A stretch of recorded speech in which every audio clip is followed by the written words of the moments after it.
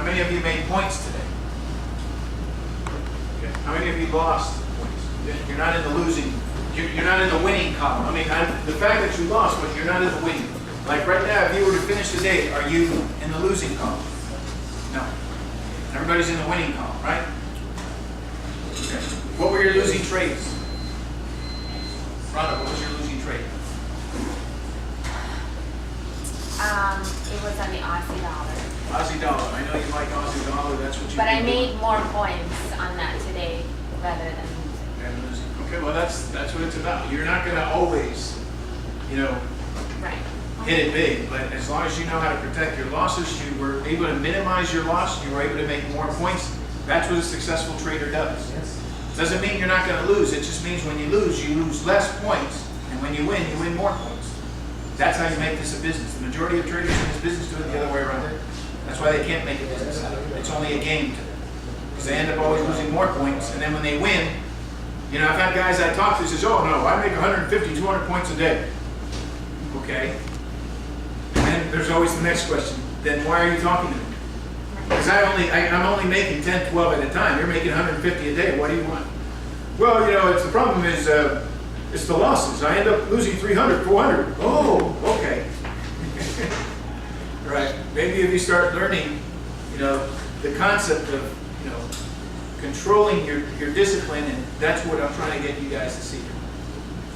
If you notice, if you stay here and you do this because let's say you develop a talent that you can do this for a lot of hours a day within breaks, remember, because that's what we want to do, always take breaks, but you're able to dedicate 8 hours, 10 hours a day to this, you will have the opportunity to make your 100 and some plus points a day. And you do it very safely, right? Because every time you see we take trades, we're always like at least minimizing the losses and trying to maximize on gains. And that's how I've been able to get a lot of the guys and gals who've trained with me now for some time that have gone off on their own and started just like you guys, where you're at. They started out, with demos. Then when they went live, they followed my suggestions. Some went with minis. Only a few have started with a lot. And now I've got people today that are trading anywhere between 5 to 30 lots. And they're doing fine. They started where you are, by the way. Just give it some time. But again, it always comes back to your discipline. All right. How many of you took more of the aggressive approach today, by the way? And I think that's one of the things I'm going to start doing. When I start calling trades, I'm going to try to remember, okay, this is an aggressive entry. For some of you who are more aggressive, and then there's always the safer entry, and that's where you're going to hear me in many instances say, okay, I'm always going to play the safer entry. All right? Because really my job as someone who's calling out trades is try to give you the safest trade. And so I know a lot of times I'm going to miss a lot of trades, and if you're following me, you're going to miss a lot of trades. But I'm trying to keep you on the safe side. For you more aggressive, younger guys, younger gals, so some of you, and you want to be more aggressive, then I'll give you some of the aggressive entries. You just have to be willing to have a bigger stop when you have more aggressive entries. But I think sometimes you can still work with your same the same tight stops. You just have to be willing, if you get stopped out, to just get back in it again. So that's the only thing. You might get stopped out more frequently. You just have to be willing to get back in it again, and then hold it for a little bit longer, so that you can make back what you lose, and then make back some profits. So it's just changing a little bit your management style of how you trade. But I'm going to try doing that, because I know a lot of the other traders that have been able to move on.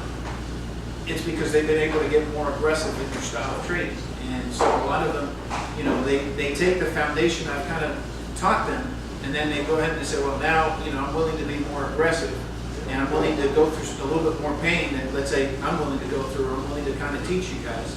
So that's why they've also been able to move along quickly. But also understand, the more aggressive you are, the bigger the payout's going to be. But there's also the other side of it. The more your losses, and so you're going to go through some bumpy roads, and some of the losses sometimes. If you think you're not really strong, and you're going to find yourself where sometimes you're going to take it, and that's where you have to test yourself. Where you find that when you do take a loss, and if it's kind of a significant day, and you find you're really down, you're going to have to find out if you're the kind of person that can come back, and get yourself back in tune and right from the life. So these are the things you're going to be discovering about yourself. But just think right now as we continue to develop the strategy, and what you're trying to do here is that I'm always going to try to keep you on the safer side. And it's a matter of you guys deciding whether that's what you want to do. But I would suggest, as most of you who are just starting with me, that's what you should do.